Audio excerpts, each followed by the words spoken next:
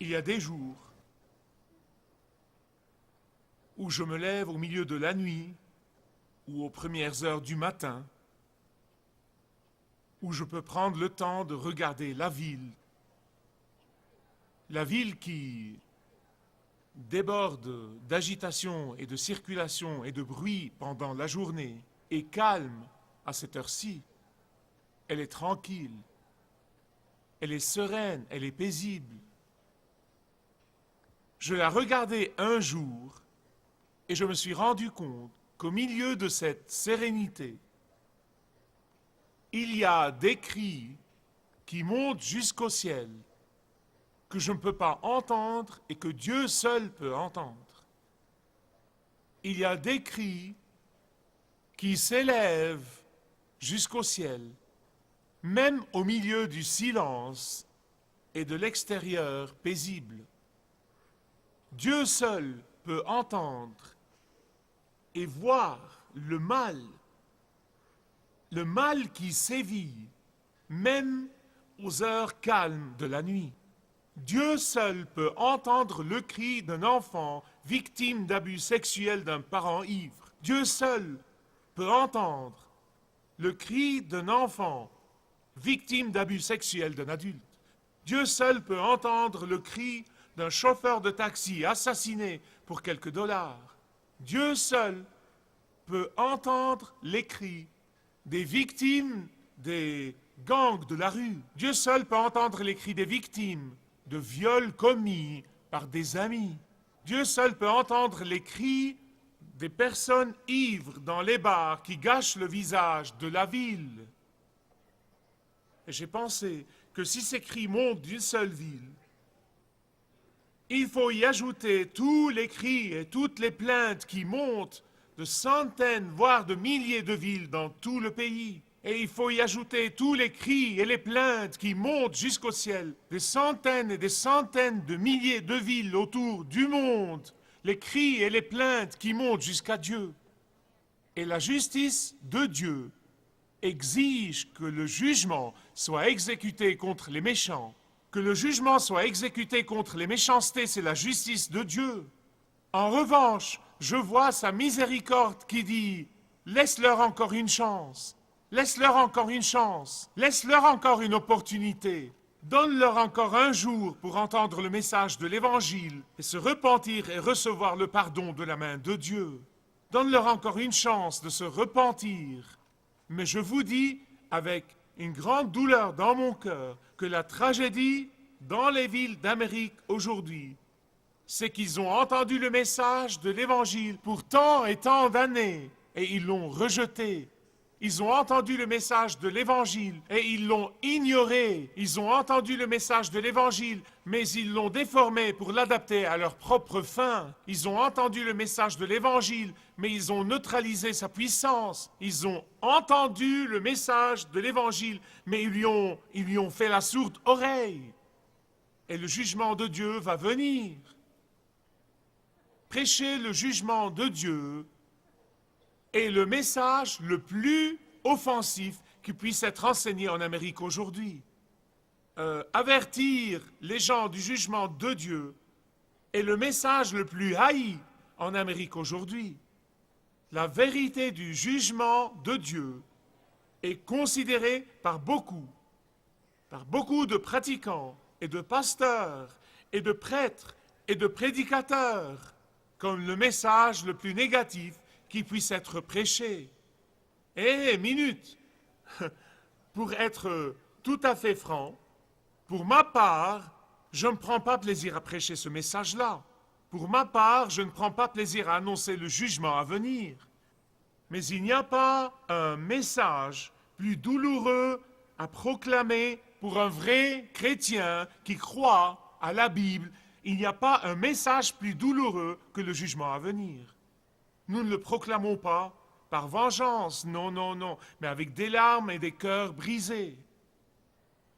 Et je sais, vous savez de la parole de Dieu, que si nous nions la certitude future du jugement de Dieu contre toute impiété et toute iniquité, pour que les gens puissent se sentir à l'aise ils nous maudiront littéralement pour l'éternité, pour leur avoir caché l'avertissement sur la vérité du jugement de Dieu qui va venir sur le monde. C'est un fait. Quelle est donc la responsabilité de tous les croyants en Jésus-Christ dès à présent et jusqu'au jour du jugement? Nous devons aimablement, nous devons gracieusement, nous devons doucement et nous devons judicieusement prévenir les gens du jugement à venir. Nous devons intercéder et prier pour les gens perdus. Nous sommes appelés à prier, nous sommes appelés à crier à Dieu pour les gens perdus dans ce monde. Nous sommes appelés à constamment témoigner qu'il n'y a de salut en aucun autre que le Seigneur Jésus-Christ. Nous sommes appelés à implorer et à exhorter les gens perdus. De grâce, fuyez le jugement à venir. Ça ne suffit pas de vous emporter contre l'impiété et le péché de votre ville. Ça ne suffit pas de vous sentir frustré et déprimé à cause du péché de votre ville. Ça ne suffit pas de rester indifférent au péché. Ce n'est pas une solution. Nous devons implorer Dieu et prier Dieu pour la ville et pour la nation. Nous devons intercéder auprès de Dieu pour la ville et intercéder pour la nation. Nous devons nous tenir sur la brèche pour la ville et pour la nation. Je vous prie d'ouvrir avec moi à Genèse, chapitre 18. Dieu dit à Abraham que le cri contre Sodome et Gomorrhe s'est accru, que leur péché est si énorme qu'il descendra pour voir lui-même. Qu'est-ce que cela veut dire? Dieu ne peut-il pas tout voir du ciel? Doit-il venir voir lui-même? Non. La Bible, en fait, parle ici le langage humain pour illustrer que Dieu écoutera ce qu'ils ont à dire, qu'il ne les jugera pas arbitrairement, mais qu'il leur donnera toutes les chances de se tourner vers lui et de se repentir. La Bible parle ici, en fait, le langage humain. La Bible parle ici le langage humain pour illustrer l'œil vigilant de Dieu, pour nous parler de Dieu qui n'est pas indifférent aux cris et aux plaintes des opprimés. Elle nous dit que Dieu n'est pas indifférent à ceux qui défient ses lois, que Dieu n'est pas indifférent à ceux qui trompent, ceux qui mentent, ceux qui trichent, que Dieu n'est pas indifférent à ceux qui appellent le mal bien et le bien mal. Dieu n'est pas indifférent. Et la raison pour laquelle les gens et certains gens de l'Église s'emportent vraiment quand ils entendent le message du jugement à venir, au point de vouloir tuer le messager. La raison pour laquelle le message du jugement à venir les fâche, c'est qu'ils ne veulent absolument pas admettre qu'ils sont pécheurs.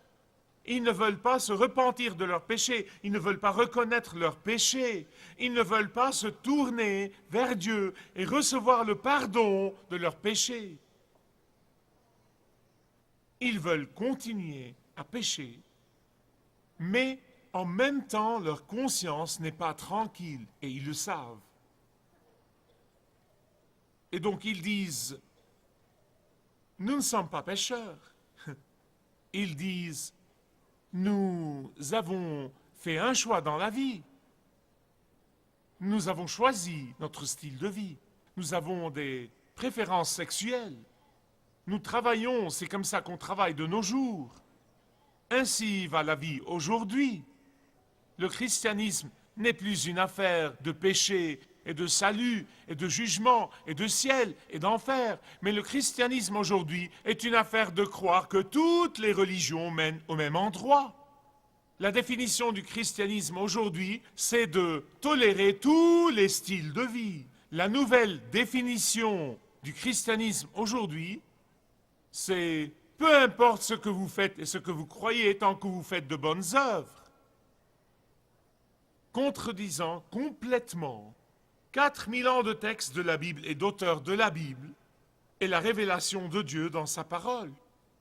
Mais cette tromperie moderne ne devrait jamais, écoutez-moi, cette tromperie moderne ne devrait jamais, jamais, jamais nous arrêter, pas un seul instant, d'intercéder et de prier pour les gens perdus. Et nous avons l'exemple biblique ici dans Genèse 18. Je vous prie de le regarder.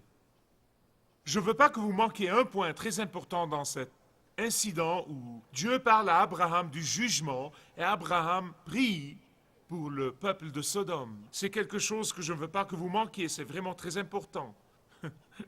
Le peuple de Sodome était complètement absorbé dans ses péchés et dans son style de vie impie.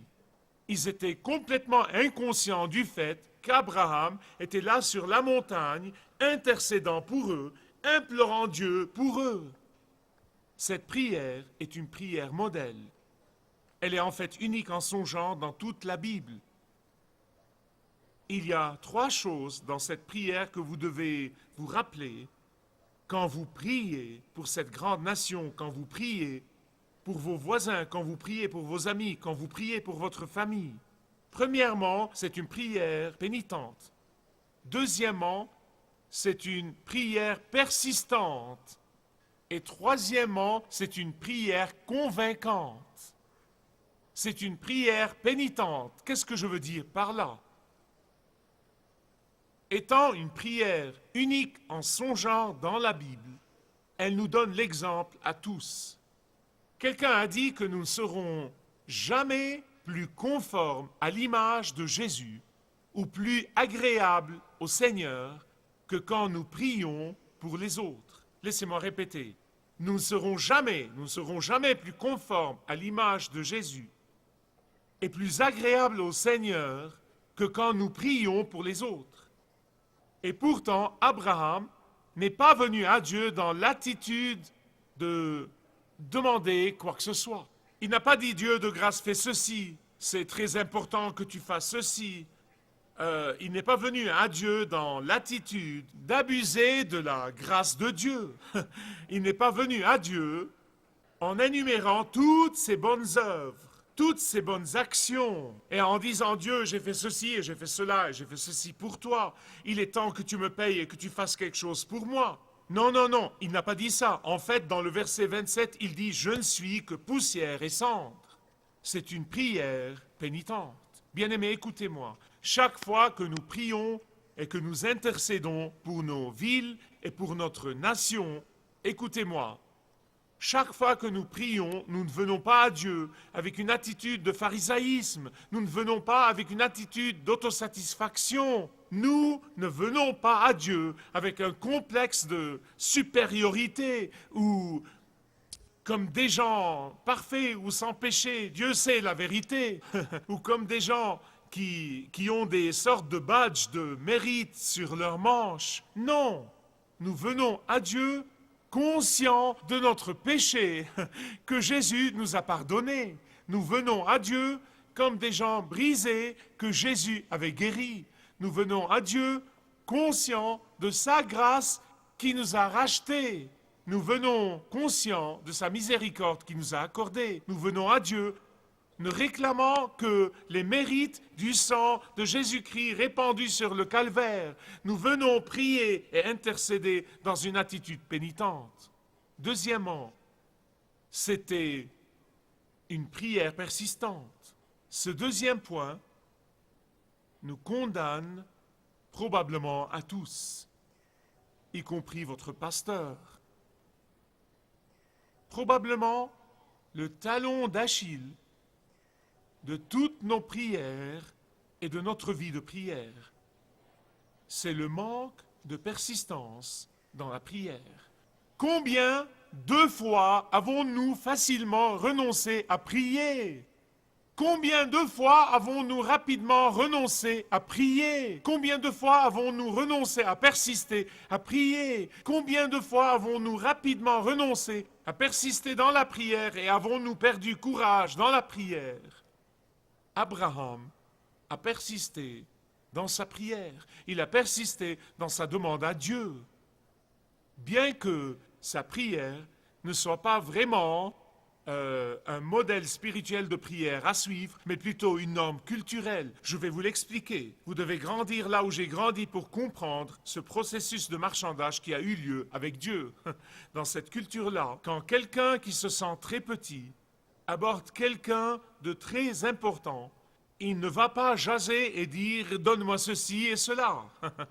Ça ne se fait pas. Il doit d'abord tâter le terrain. Il doit prendre l'initiative et dire « puis-je prendre ceci ?» Et si l'autre réagit favorablement, il lui demande davantage, et il lui demande davantage, et il lui demande davantage. Je ne dis pas que vous ne devez pas faire ça. En fait, c'est exactement ce que je fais. Je ne suis pas les normes culturelles. C'était la culture d'Abraham. Et là, il est si conscient du fait qu'il est une créature et qu'il parle au Créateur Dieu, le Dieu qui lui a donné le souffle, et il le reconnaît. Donc, il vient à Dieu et l'aborde lentement.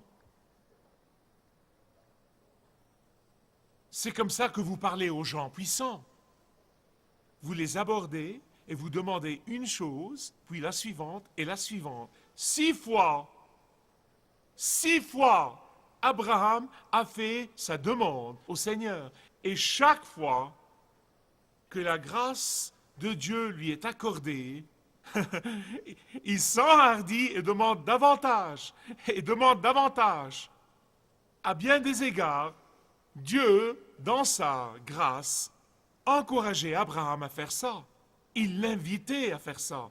Dieu, qu'est-ce qu'il faisait? Dieu, dans sa grâce, développait la foi d'Abraham. Il cultivait sa foi. Il ne l'a pas réprimandé. Il lui a pas dit, et puis quoi encore? Je sais que tu demandes 50. S'il y a 50, ne détruis pas la ville. Et je sais que ton but final est 5. Non, non, non, Dieu n'a pas fait ça. Dieu est patient, Dieu est miséricordieux. Il voulait donner à Abraham une leçon 2 fois. Et souvenez-vous, Abraham n'avait pas la Bible.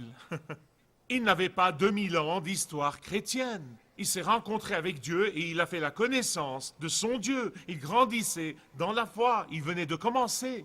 Il apprenait en fait l'immensité de la miséricorde de Dieu de première main. Il apprenait en fait l'immensité de la grâce de Dieu de première main. Il apprenait en fait les bénédictions illimitées de Dieu de première main. Nous devons persister à prier des prières puissantes parce que nous avons un Dieu puissant. Nous devons persister à prier de grandes prières parce que nous avons un grand Dieu. Nous devons être hardis dans la prière parce que c'est ce que Dieu veut. C'était une prière pénitente, c'était une prière persistante, c'était une prière convaincante. Comment était-elle convaincante? Est-ce qu'Abraham forçait la main à Dieu, lui disant « Oh Dieu, fais ceci » pour essayer de le convaincre? Non, non, non. Ce que je veux dire par la prière convaincante, c'est qu'il faisait appel au caractère de Dieu. C'est une prière convaincante. Quand vous implorez Dieu, vous l'implorez d'après son caractère, d'après son identité, d'après ses promesses. C'était une prière convaincante parce qu'elle faisait appel à la nature de Dieu. C'était une prière convaincante parce qu'elle voulait la gloire de Dieu. Elle tenait à l'honneur de Dieu et au nom de Dieu. Il n'a pas dit, eh bien Dieu, tu sais combien j'étais obéissant, tu sais que tu m'as appelé à sortir dur, et je me suis allé ne sachant où j'allais, mais je t'ai fait confiance. Oh Dieu, tu sais, quand Melchisédek est venu, j'ai prélevé la dîme, non seulement sur mon revenu, mais encore j'ai prélevé la dîme sur toute ma fortune, et le lui ai donné. Mais tu sais Dieu, tu sais ce que j'ai fait pour toi. Tu sais Dieu, voici mon obéissance. Dieu, je suis un homme juste et tu le sais, mais Dieu, non, non, non, non, rien de tout ça. Abraham n'a pas du tout, pas une seule fois, plaidé ses propres mérites. Il n'a pas une seule fois demandé quoi que ce soit pour lui-même. Il savait que Dieu est un Dieu juste. Il savait que Dieu est un Dieu miséricordieux. Et sur ces 2 fondations, il a ancré son espérance, il a ancré sa prière. Et Dieu a exaucé la prière d'Abraham. Le cœur même de sa prière, Dieu, feras-tu périr le juste avec le méchant? Dieu, tu es un Dieu juste, tu es un Dieu juste, et il a fait appel à ça. Il a dit s'il y a 50, s'il y a 45, puis 40, puis 30, puis 20, puis 10, mais Dieu savait qu'il n'y avait pas 10. Abraham espérait, il espérait en dépit de tout, que Lot et sa femme et ses enfants et sa famille ont grandi et qu'ils marchent avec Dieu. Ils ne savaient pas, ils pensaient qu'il y aurait au moins 10, mais Dieu savait qu'il n'y avait que 5. Il a exaucé la prière, mais pas de la façon que voulait Abraham. Abraham intercédait pour Sodome, pour que Dieu l'épargne. Et Dieu l'a entendu. Car le cœur même de sa prière était la justice de Dieu. C'était le cœur même de sa prière. Et qu'a fait Dieu? Dieu a dit, tu sais Abraham, je vais exaucer ta prière, je vais sauver, oui, je vais sauver les justes et anéantir les méchants. Et il en sera de même au jour dernier, avec ceux qui ont mis leur foi dans Jésus-Christ, ceux qui lui ont confié leur vie, ceux qui ont reçu le pardon de sa main, ceux qui se rendent à lui comme le Seigneur de leur vie. Ils seront ravis en l'air, dit l'apôtre Paul dans sa lettre aux Thessaloniciens, et les autres recevront le jugement de Dieu. Ça me déchire vraiment d'en parler, mais c'est un fait. Et c'est pourquoi nous ne nous arrêterons pas avant d'avertir chaque personne, chaque garçon, chaque fille, chaque homme, chaque femme. Vous savez, la question que les gens posent souvent, non mais c'est dans les médias, c'est dans les conversations personnelles, la question que les gens posent toujours, comment un bon Dieu permet-il que toutes ces mauvaises choses arrivent? Ils disent, pourquoi Dieu n'ignore-t-il pas mon péché? C'est ce qu'ils disent. Écoutez, mais Dieu a sacrifié son Fils afin d'offrir à travers lui, et lui seul, le pardon de tous les péchés.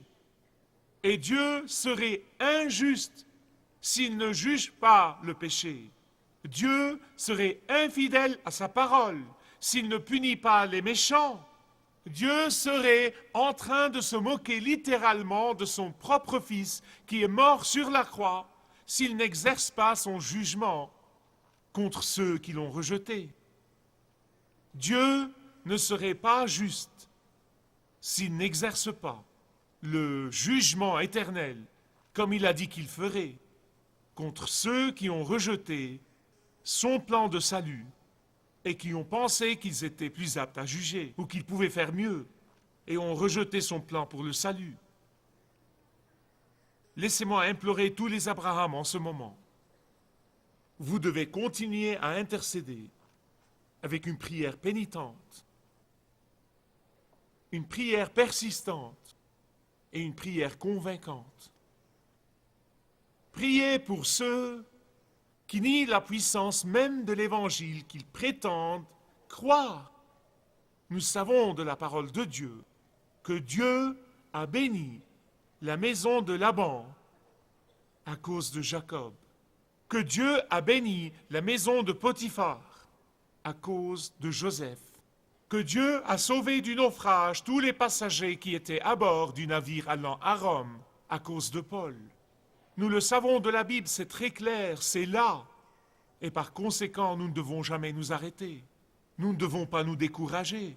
Nous devons prier de façon continue et intercéder pour nos villes. Peut-être qu'il y a quelqu'un ici aujourd'hui qui dit, tu sais, Michael, c'est du nouveau pour moi. Je suis pratiquant, j'ai grandi dans cette dénomination-ci ou cette dénomination-là, et je vais à l'église, mais je n'ai vraiment pas une relation intime avec Jésus-Christ.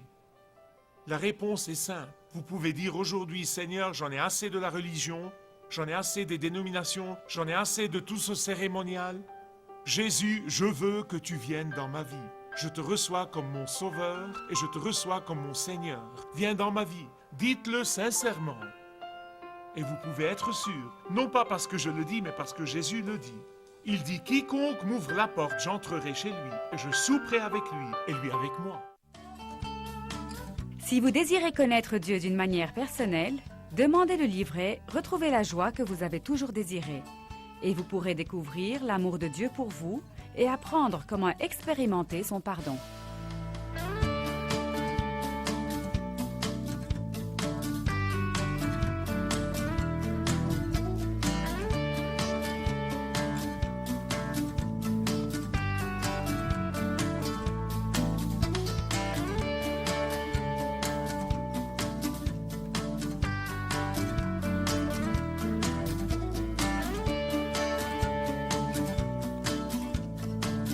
Si vous avez une relation personnelle avec Dieu et vous êtes intéressé à marcher plus intimement avec lui, demandez le livret « 7 pas sur le chemin de la foi » qui vous guidera dans une relation plus profonde avec votre Père Céleste. Demandez votre livret gratuit.